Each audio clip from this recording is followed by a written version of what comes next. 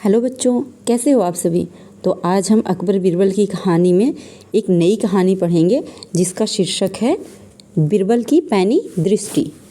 बीरबल बहुत नेक दिल इंसान थे। वह सदैव दान करते रहते थे और इतना ही नहीं, बादशाह से मिलने वाले इनाम को भी ज़्यादातर गरीबों और दीन दुखियों में बांट देते थे। परंतु इसके बावजूद भी उनके पास धन की कोई कमी न थी। दान देने के साथ साथ बीरबल इस बात से भी चौकन्ने रहते थे कि कपटी व्यक्ति उन्हें अपनी दीनता दिखाकर ठग न ले। ऐसे ही बादशाह अकबर ने दरबारियों के साथ मिलकर एक योजना बनाई कि देखें कि सच्चे दीन दुनियों की पहचान बीरबल को हो पाती है या नहीं। बादशाह ने अपने एक सैनिक को वेश बदलवाकर दीनहीन अवस्था में बीरबल के पास भेजा कि अगर वह आर्थिक सहायता के रूप में बीरबल से कुछ ले आएगा तो बादशाह अकबर की ओर से उसे इनाम मिलेगा। एक दिन जब बीरबल पूजा पाठ करके मंदिर से आ रहे थे तो भेष बदले हुए सैनिक ने बीरबल के सामने आकर कहा, हुजूर दीवान, मैं और मेरे 8 छोटे बच्चे हैं जो 8 दिन से भूखे हैं। भगवान का कहना है कि भूखों को खाना खिलाना बहुत पुण्य का कार्य है। मुझे आशा है आप मुझे कुछ दान देकर अवश्य ही पुण्य कमाएंगे। बीरबल ने उस आदमी को सिर से पांव तक देखा और एक क्षण में ही पहचान गया कि वह ऐसा नहीं है जैसा वह दिखावा कर रहा है। बीरबल मन ही मन मुस्कुराए और बिना कुछ बोले ही उस रास्ते चल पड़े जहाँ से होकर एक नदी पार करनी पड़ती थी। वह व्यक्ति भी बीरबल के पीछे पीछे चलता रहा। बीरबल ने नदी पार करने के लिए जूती उतारकर हाथ में ले ली। उस व्यक्ति ने भी अपने पैर की फटी पुरानी जूती हाथ में लेने का प्रयास किया। बीरबल नदी पार कर कंकरीले मार्ग आते ही 2-4 कदम चलने के बाद ही जूती पहन लेता। बीरबल यह बात भी गौर कर चुके थे कि नदी पार करते समय पैर धुलने के कारण वह व्यक्ति और भी साफ सुथरा, चिकना, मुलायम, गोरी चमड़ी का दिखने लगा था।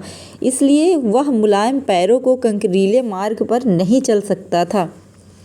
दीवान जी, दीन की पुकार आपने सुनी नहीं, पीछे आ रहे व्यक्ति ने कहा। बीरबल बोला, जो मुझे पापी बनाए मैं उसकी पुकार कैसे सुन सकता हूँ। क्या कहा? क्या आप मेरी सहायता करके पापी बन जाएंगे? हाँ, वह इसलिए कि शास्त्रों में लिखा है कि बच्चे का जन्म होने से पहले ही भगवान उसे भोजन का प्रबंध करते हुए उसकी माँ के स्तनों से दूध देता है, उसके लिए भोजन की व्यवस्था भी कर देता है। यह भी कहा जाता है कि भगवान इंसान को भूखा उठाता है पर भूखा सुलाता नहीं है। इन सब बातों के बाद भी तुम अपने आप को 8 दिन से भूखा कह रहे हो। इन सब स्थितियों को देखते हुए यही समझना चाहिए कि भगवान तुमसे रुष्ट हैं और वह तुम्हें और तुम्हारे परिवार को भूखा रखना चाहते हैं। लेकिन मैं उसका सेवक हूँ। अगर मैं तुम्हारा पेट भर दूँ तो ईश्वर मुझ पर रुष्ट होगा ही। मैं ईश्वर के विरुद्ध नहीं जा सकता। ना बाबा, ना मैं तुम्हें भोजन नहीं करा सकता, क्योंकि यह सब कोई पापी ही कर सकता है। बीरबल का यह जवाब सुनकर वह चला गया। उसने इस बात की बादशाह और दरबारियों को सूचना दी। बादशाह अब यह समझ गए कि बीरबल ने उसकी चालाकी पकड़ ली है। अगले दिन बादशाह ने बीरबल से पूछा, बीरबल, तुम्हारे धर्म कर्म की बड़ी चर्चा है, पर तुमने कल एक भूखे को निराश ही लौटा दिया, क्यों?